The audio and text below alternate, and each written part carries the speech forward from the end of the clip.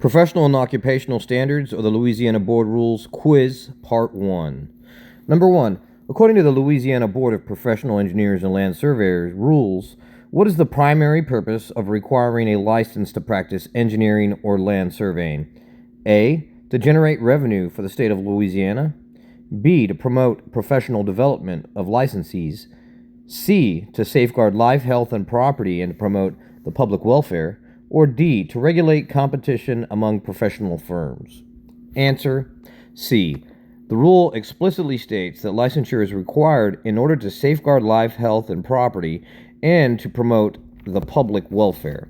Number 2. A bona fide employee is defined as an individual in the service of an employer under a contract of hire where the employer possesses what key power? A. The power to set employees' salary and benefits.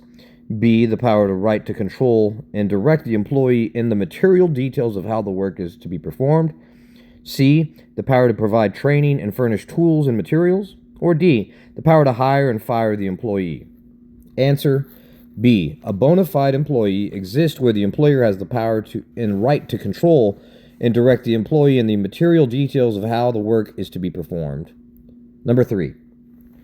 In the context of engineering practice by an architect, what is the maximum total proposed occupant load for new construction for assembly occupancy? A.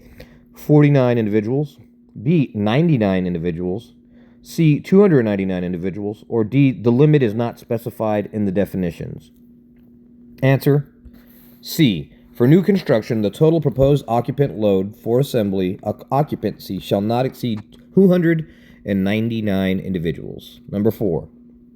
Which of the following surveying and mapping functions is explicitly started as being unique to land surveying and must be performed under the responsible charge of a professional land surveyor? A. Topographical surveys. B. Layout surveys for construction.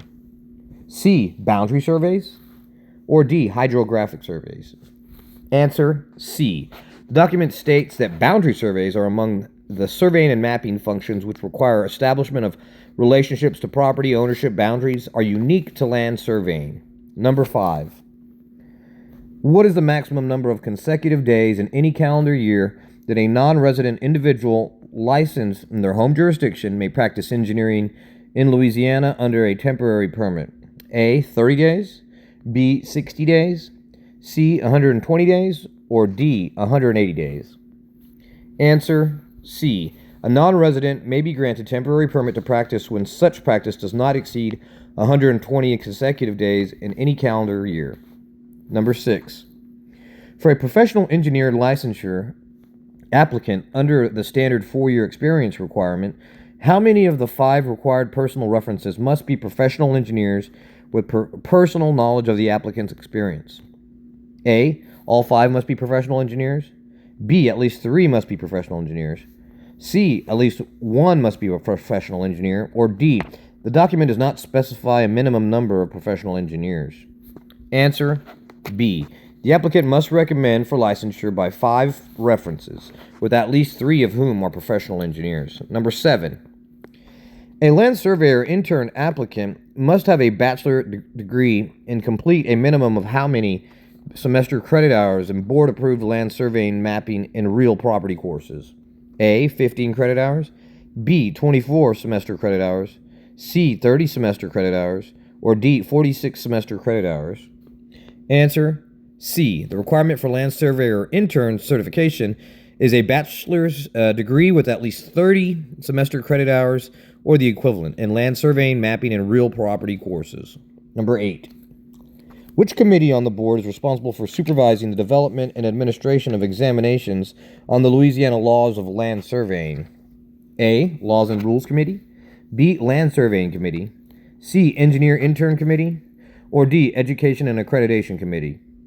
Answer: B. The Land Surveying Committee shall supervise the development and administration of examinations on the Louisiana laws of land surveying. Number 9. In a board meeting, what constitutes a quorum for the transaction of business? A. 2/3 of the board members. B. A simple majority of board members. C. 7 members of the board. Or D. All members of the board. Answer: B. A simple majority board members shall constitute a quorum for the transaction of business. Number 10. What percentage of a firm's ownership interest must a supervising professional have if their employment does not meet the average of at least 30 hours per week or 130 hours per month?